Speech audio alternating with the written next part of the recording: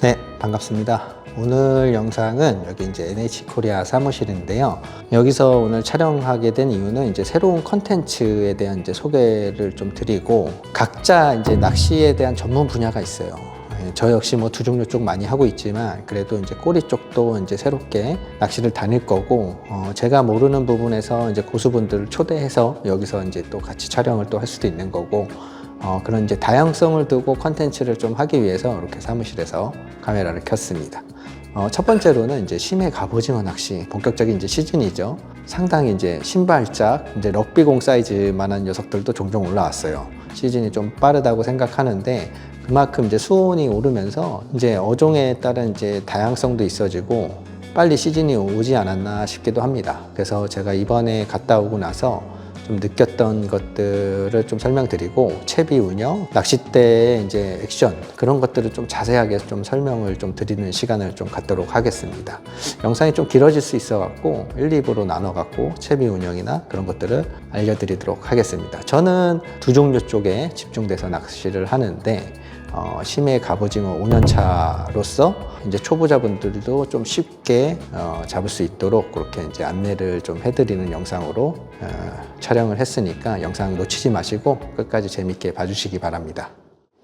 우선 지금 뭐 앞서 설명을 제가 많이 드렸습니다. 갑오징어 영상 제가 채비 준비하는 거, 뭐 그런 소품 준비하는 거 영상을 많이 설명드렸기 때문에 최근에 제가 이제 어떻게 좀 심플하게 다니는지 그런 거를 한 번 더 설명을 좀 드릴게요. 저는 낚싯대를 2대를 가져갑니다. 2대.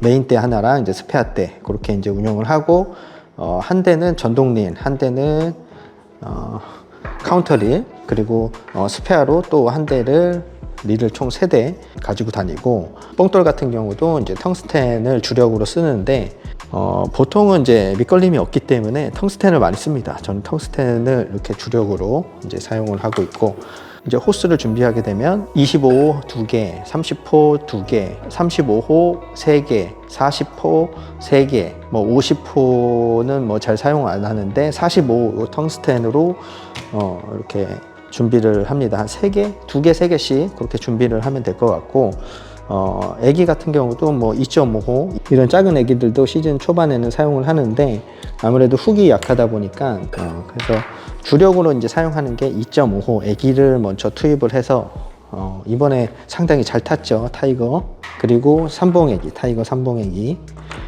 이것도 색깔별로 좀 종류가 있는데, 저는 이제 색상 선택에 있어서는 저는 이제 하늘을 봅니다.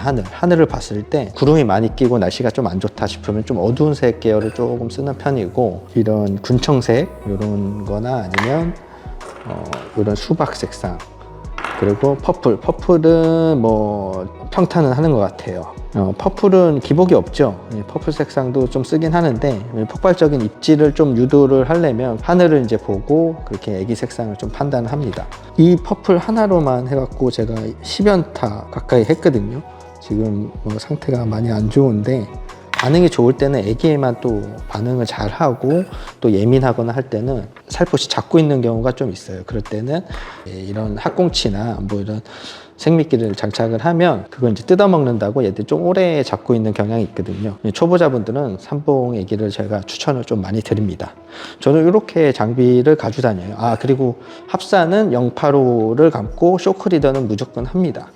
쇼크리더도 이제 3호, 이제 강하게 챔질을 해야 하기 때문에 인장력이 좀 받쳐줘야 돼요. 그래서 합사에 쇼크리더를 꼭 합니다. 기성채비를 이제 이용하는데, 이제 심해 갑오징어 NH 코리아에서 나온 이 유동채비, 요거를 주력으로 사용하고, 가끔은 이제 오므리그 채비도 이제 사용을 하는데, 요것도 이제 채비 관련해서는 제가 좀 디테일하게 어떻게 운영하는지 그거는 좀 다시 설명을 좀 드리도록 하겠습니다. 자, 지금 이렇게 또 보드판을 준비해서 좀 자세하게 좀 설명을 좀 드리려고 장비부터, 그리고 이제 먼바다 심해 갑오징어라고 하는데, 이제 먼바다 갑오징어 낚시에 대한 중요한 포인트들을 좀 짚어 드릴게요. 제가 5년 동안 이제 먼바다 갑오징어 낚시를 하면서 가장 중요한 거는 자리입니다. 자리가 가장 중요하더라고요. 배가 진입하는 그 방향에 따라서 입질 받는 횟수가 상당히 많거든요. 그래서 이제 풍을 피고 하는 낚시, 뭐 갈치나 한치, 뭐 오징어, 심해 갑오징어 이것도 다 풍을 피고 하는 낚시이기 때문에 풍자리, 선수죠. 선수가 상당히 유리한 건 맞습니다. 그리고 이제 배가 또 밀릴 때, 바람에 밀릴 때는 선미에도 입질 받을 확률이 좀 있어요. 이번에 갔을 때는 선미에서 상당히 많이 나오더라고요. 아무튼 그런 자리를 어디를 선택하느냐에 따라서 이제 조가 차이가 분명히 나거든요. 무조건 진입하는 방향에서 입질 받을 확률이 높습니다. 그건 팩트예요. 그래서 이제 풍을 피고 하는 낚시들은 이제 선사에서 자리 뽑기를 우선순위로 하는 경우고요. 자리가 상당히 중요하고, 그리고 이제 갑오징어를 이제 유혹하는 스킬, 낚싯대를 어떤 걸 선택을 해서 액션은 어떻게 주냐, 이것도 상당히 중요하거든요. 그래서 제가 이렇게 보드판 갖다 놓고 하얀 배경에 이렇게 잘 설명을 좀 드리려고 이렇게 준비를 했습니다. 깊은 수심에서 하기 때문에 채비가 일자로 정렬이 되어 있진 않아요. 그래서 내가 원하는 액션에 정확하게 구현은 되지는 않을 거예요. 그냥 저만의 공식이 있는데, 텐션 잡혀서 이제 쭉 이제 내려가면 바닥을 딱 찍으면 이게 초리대가 올라오잖아요. 그래서 이제 뽕돌 무게만큼 살짝 들어줘요. 그래서 뽕돌이 이제 터치 바닥을 이제 터치 하면서 이렇게 이동을 할 거예요. 터치라는 거는 한 3초에 한 번씩은 바닥을 한 번씩 탁탁 읽어줘야 돼요. 읽어줘야지, 어차피 바닥은 고르게 돼 있지만 그래도 바닥을 내가 터치하고 있구나, 그걸 느껴야 되고, 갑오징어 액션을 유도할 때에는 이렇게 살짝 들어줄 때 입질이 많이 오거든요. 우선 잡고 있는 경우도 있지만 살짝 들어줄 때 얘들이 이제 베이트가 이제 도망가는 줄 알고 걔들이 이제 잡는 경우가 좀 많이 있었어요. 저는 그래서 가지줄 길이만큼 이 로드를 살짝 들어줍니다. 30이면은 한 요 정도 들어주고, 한 80이면은 조금 더 들겠죠. 너울에 맞춰서 그 가지줄 길이만큼 액션을 준다.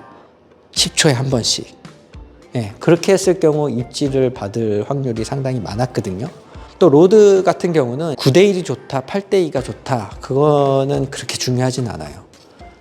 블랭크가 단단해야 됩니다. 블랭크가 이제 딱 버텨주는 힘이 있어야지만 챔질 했을 때 훅셋이 정확하게 됩니다. 자, 그리고 아까 블랭크가 강해야지만 이제 챔질을 했을 때 갑오징어를 훅셋을 할 수가 있거든요. 그만큼 허리 힘이 잘 받쳐줘야지만 챔질 했을 때 빠지는 경우도 적고, 갑오징어는 대부분 이렇게 와서 물지는 않아요. 대부분 몸통을 잡고 챔질을 세게 했을 때 이렇게 걸려 올라가는, 아니면 이렇게 했을 때 쑥 미끄러져서 이렇게 잡혀서 올라가는 이런 경우가 대부분이고, 활성도가 정말 좋을 때는 뭐 이카펀치라 하죠. 촉수를 이제 탁 때려서 끌고 가서 이렇게 이제 앉는 경우도 있죠. 이 촉수로 때리는 경우는 많지는 않아요. 대부분 와서 이렇게 딱 잡고 강하게, 이 잡는 힘이, 빨판 힘이 세기 때문에 강하게 쳐야 됩니다. 영상 보시는 것처럼 아주 후드러 까야 돼요. 그냥 세게 후드러 까야지만 얘가, 갑오징어가 뒤로 이렇게 밀리면서 이렇게 올라갑니다. 그래서 제가 오징어 낚시할 때 이 바디를, 이제 타이거 삼봉액인데 바디를 선택한 이유는 빠지는 경우가 적어요. 슬림하게 좀 제작을 하다 보니까 훅에 바로 꽂히는 경우가 많았거든요. 그래서 이 애기를 이제 채택을 하는 거거든요. 다시 이제 장비를 또 설명을 좀 드리자면, 아까 말했듯이 블랭크가 짱짱하고 강해야지만 챔질이 돼서 랜딩을 할 수 있다. 전용대가 없다고 하면 문어대로 이제 시작을 한번 해보십시오. 그리고 연질대는 추천하지 않아요. 깊은 수심에서 하는 낚시는 연질대는 저는 사용을 하진 않습니다. 지금 이제 8대2나 9대1이 뭐 중요하지는 않다고 얘기했잖아요. 8대2나 이제 9대1의 장점은, 이제 9대1 같은 경우는 조금 더 빨리 입질을 캐치할 수가 있고, 8대2 같은 경우는 이제 너울이, 이제 날씨가 안 좋다 보니까 너울에 맞춰서 자연스러운 액션이 조금 더 구사되고, 그리고 저는 이제 8대2 같은 경우는 이제 날씨가 안 좋을 때 쓰고, 여기다 전동릴을 체결을 합니다. 전동릴을 체결해서 8대2를 좀 사용을 합니다.